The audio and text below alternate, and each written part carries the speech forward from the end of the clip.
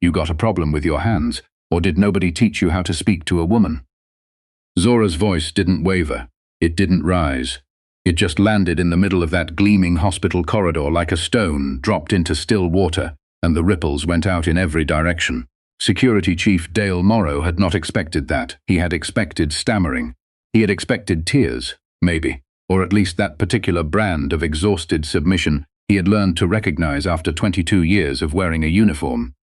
The small collapse of a person who decides, in the space of a half-second, that fighting back simply costs too much. He had expected Zora Ellison to gather her bag, drop her eyes, and move along. In approximately 4 seconds, he was going to understand exactly how wrong he was. The fluorescent lights in the main corridor of Hargrove Memorial Medical Center in Charlotte, North Carolina, hummed with that particular freakishly that burrows itself behind your eyes after an hour. The floor was a sheet of pale linoleum, buffed to a mirror shine that reflected the shoes of the nurses moving in quick, purposeful strides between rooms. The air smelled of antiseptic, of latex gloves, of the faint ghost of whatever had been made in the cafeteria that morning.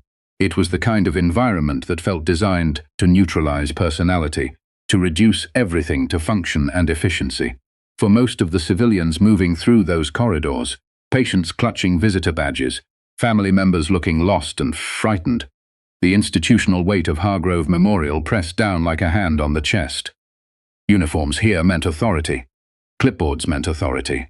The color of your scrubs determined your rank in a silent social contract nobody had ever formally signed. Zora Ellison had not signed it either, but not for the reasons Morrow assumed. She was 37 years old, dressed simply in dark-fitted slacks, a slate blue button-down, and a worn leather jacket she had owned since her second deployment. Her hair was in a clean, tight twist at the base of her neck. She carried a single canvas bag over her left shoulder. She walked with the kind of quiet economy of movement that people who have operated in dangerous places develop without realizing it. Everything deliberate, nothing wasted. Eyes cataloging exits and positions as naturally as breathing.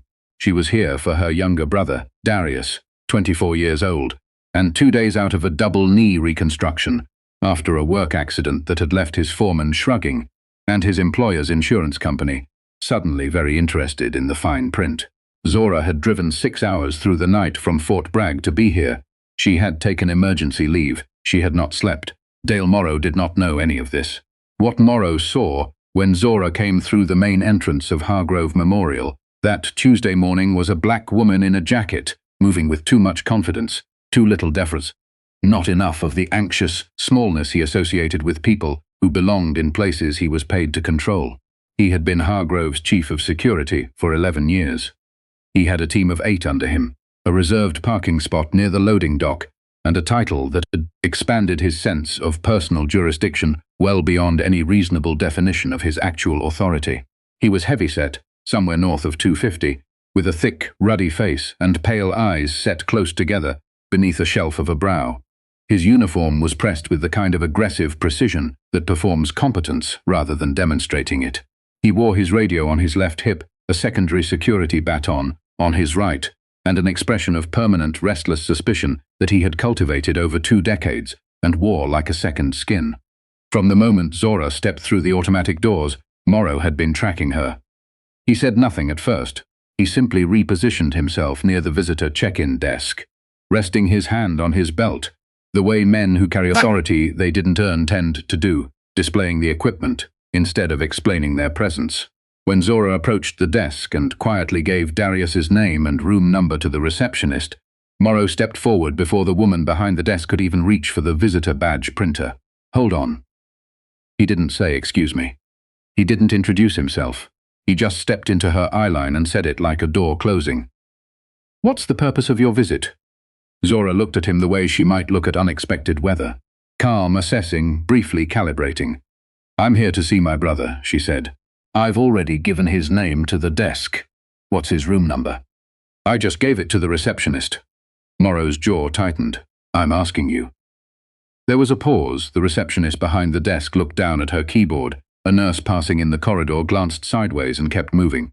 417, Zora said. "Is there something specific I can help you with, or you got ID?"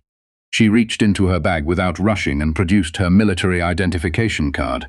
The kind issued to active duty personnel that carries more legal weight than the cards most people use to buy beer. She set it flat on the desk in front of him. Morrow looked at it for a moment too long. Something shifted in his expression. Not recognition, not respect, but something more like annoyance, like a card he had been expecting to play just got removed from the deck. He slid it back without picking it up. "That doesn't tell me you're cleared to go to the 4th floor, he said. "It tells you who I am," Zora said. "The desk has already verified my brother is a patient here and confirmed his room. I believe that's the standard process." "The standard process," Morrow repeated, with the particular brand of sarcasm that people use when they want to insult someone without using the words. "You want to tell me what a woman coming in off the street alone at 7 in the morning really needs from a post-surgical floor?" The receptionist's hands had gone still on her keyboard. Zora did not look at the receptionist. She kept her eyes on Morrow. "I'm going to ask you one more time," she said, "to tell me on what specific grounds you're detaining me from visiting a patient, because if the answer is that you don't have any, then I'm going to walk to that elevator right now." "Nobody's detaining anybody," Morrow said, and stepped directly into her path. That was the moment. Not the insults that came before it, not the condescension, not the 6 years of complaints about Morrow that her Hargrove's HR department had quietly filed and quietly ignored. The moment was the step. The physical claim over her space. Zora's training did not announce itself. It did not telegraph. It simply happened, the way breathing happens, the way a trained surgeon's hands move in an OR, with zero performance and complete precision. As Morrow reached out to put his hand on her shoulder to stop her, her left hand came up and wrapped around his wrist, with a grip that locked his radius and ulna into a mechanical disadvantage before his brain registered the contact. Her right hand came across simultaneously, palm to the inside of his elbow, applying directional pressure that used his own reaching momentum as the engine of his undoing. She didn't pull him. She didn't push him. She redirected his force the way a river redirects around a stone. Clean, without interruption. Morrow's knees hit the linoleum before he processed that his feet had left the ground. The sound of 250 pounds of uninvited authority landing on a polished hospital floor was not loud. It wasn't the crack of action movies. It was a low, definitive thud, like a period at the end of a sentence, followed by a sharp intake of breath from 3 people in the corridor who had been trying to pretend they weren't watching. Morrow's wrist was pinned to the small of his back. Zora was behind him and slightly to his left, one knee placed with geometric accuracy between his shoulder blades, applying just enough weight to make standing up a structural impossibility, without her permission. "Do not move," she said. Her voice had not changed register. She was not breathing hard. Get off, you're assaulting." "You initiated physical contact," she said, the words clear and deliberate. "I executed a defensive control hold. I am not striking you. I am preventing you from striking me. There is a legal difference, and every camera in this corridor is going to reflect it." She wasn't wrong about the cameras. Hargrove Memorial had upgraded its security system 18 months ago. There were 3 high-resolution units covering that corridor intersection from different angles. 2 nurses, a lab technician, and a man in a visitor lanyard were standing within 20 feet, all of them now openly holding their phones up. "Let him up," said a voice from behind her. Zora looked sideways. 2 younger security officers, Morrow's subordinates, had come from the direction of the loading dock entrance, hands up near their radios, faces cycling through shock and institutional loyalty in roughly equal measure. "I'm going to stand up," Zora said, not to the officers, but loud enough for every phone camera in the hallway. "I am releasing him and standing up right now with my hands visible because I am complying voluntarily." She removed her knee, released Morrow's wrist, stood upright in one single clean motion, and placed both hands out to her sides, palms forward. "I am unarmed. This man attempted to physically block me from accessing a patient floor after failing to provide any lawful grounds for detaining me. I acted in defense of myself." Morrow was scrambling to his feet, and the humiliation of it, the scrambling, the floor dust on his pressed uniform, the audience, was doing something ugly to his face. "She's trespassing," he said, his voice cracking around the edges. "She assaulted a security officer. Get her out of this building."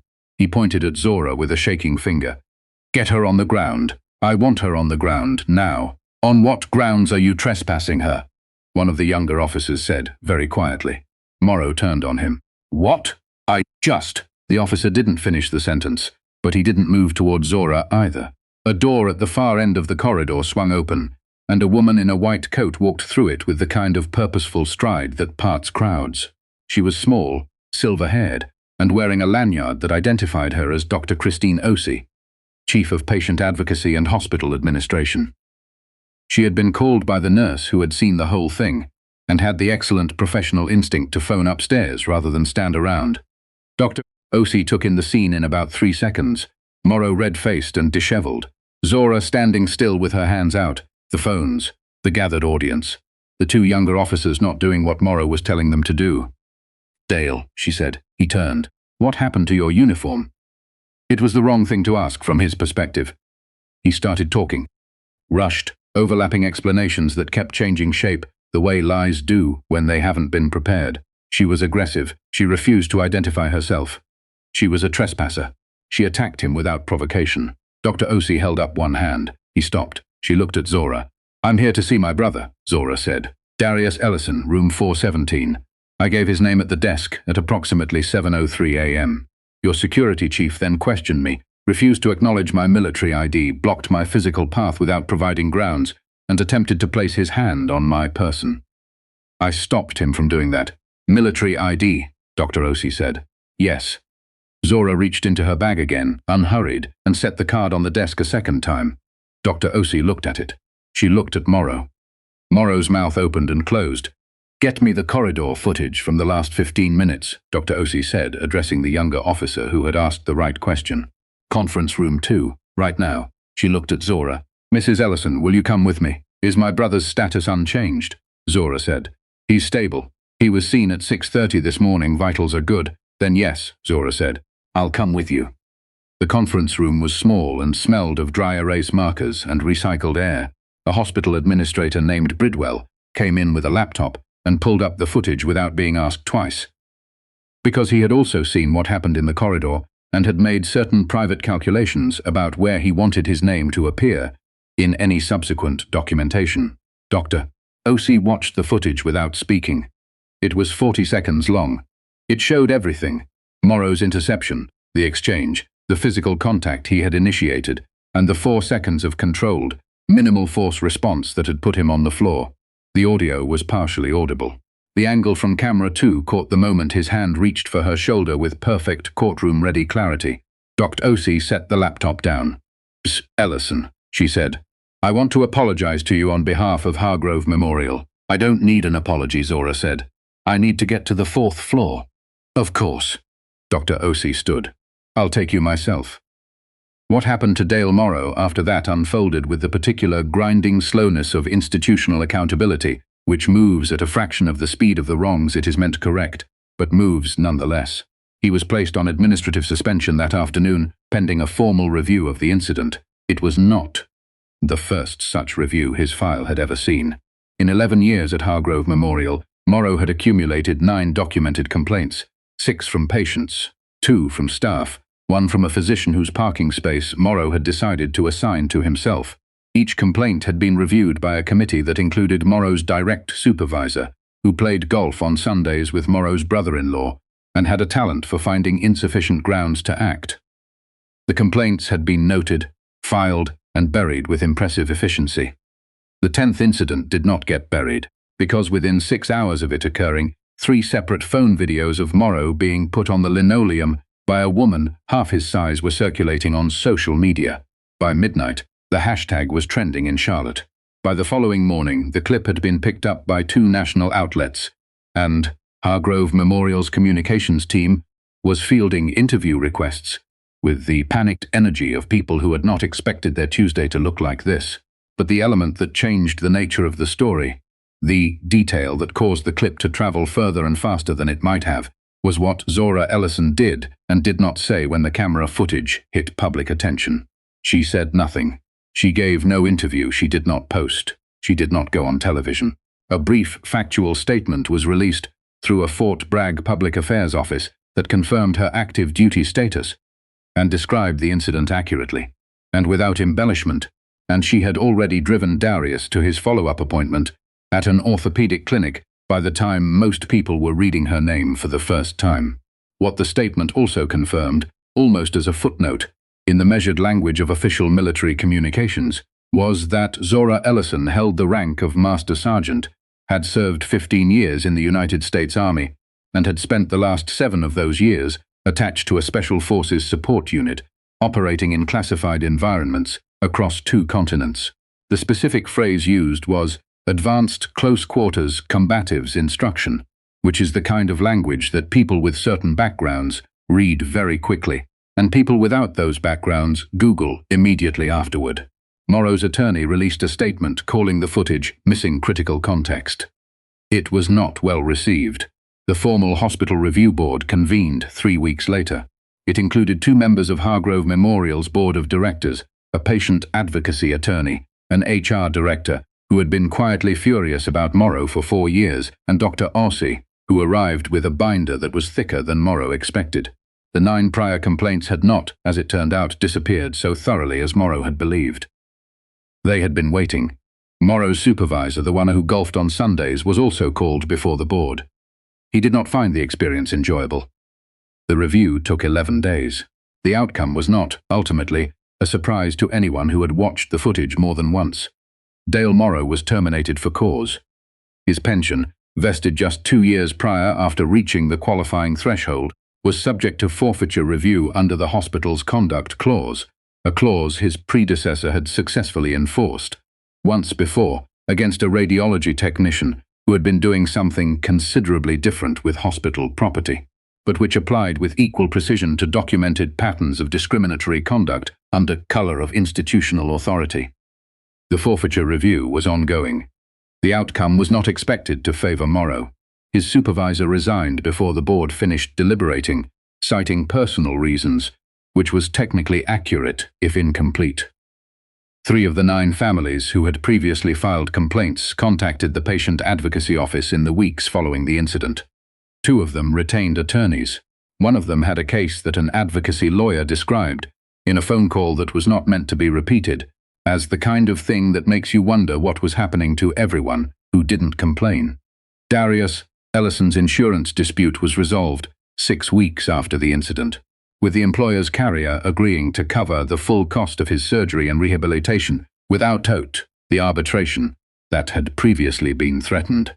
Whether this was related to the fact that his sister's name had been in the news for 2 weeks was not something anyone at the insurance company was willing to confirm in writing. But Darius, sitting in his adjusted hospital bed with his knees elevated and a physical therapy schedule on the bedside table, told Zora it felt like the first time something had just worked the way it was supposed to. "Did you know it was going to go like that?"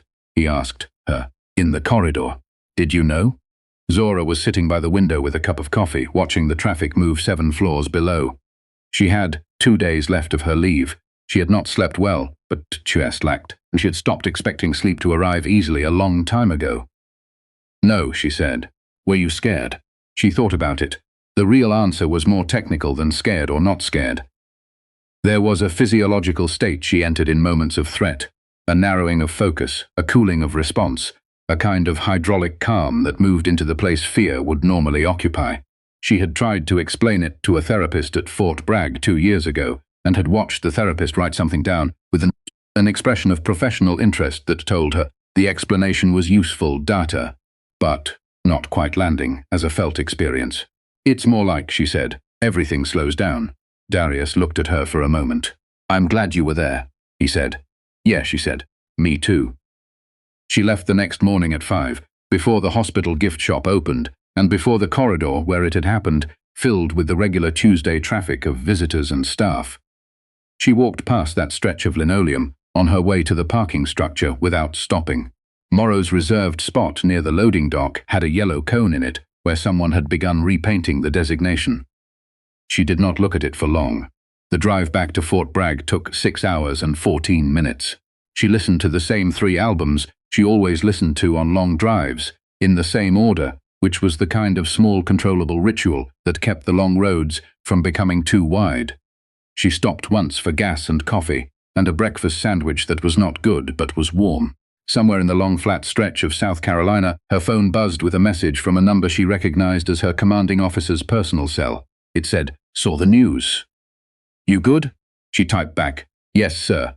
Driving now." He sent back a thumbs up. That was the entirety of it. She was back on post by noon. She had a briefing at 1400 and a physical fitness assessment at 1600 and a call with her unit's legal affairs officer at 1700 to go over the formal statement one more time and ensure every detail was accurate, which it was, because Zora Ellison did not embellish and did not minimize and understood that the paper trail was the thing that lasted.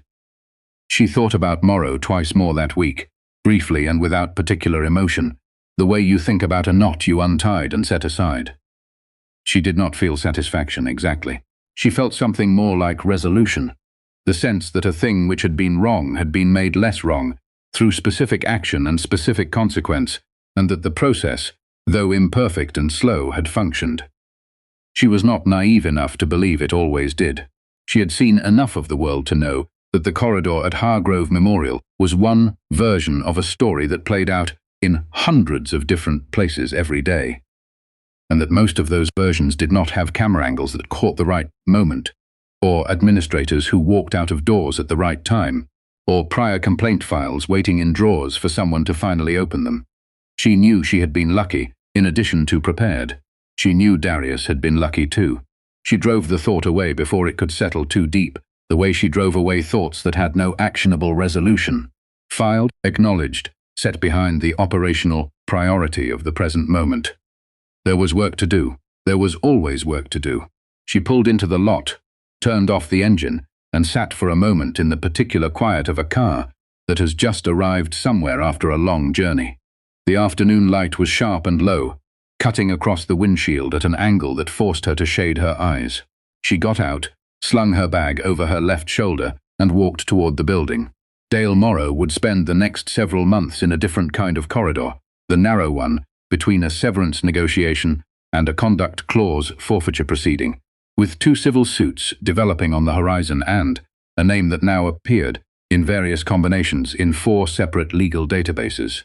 He would have a great deal of time in that corridor to consider the specific series of decisions that had brought him there. Whether he spent that time in productive reflection was a question no one who knew him could answer with much optimism. Zora Ellison did not spend time on that question. She already knew what she thought about it, and thinking about it further would not change the answer. She had a briefing at 1400. She was not going to be late.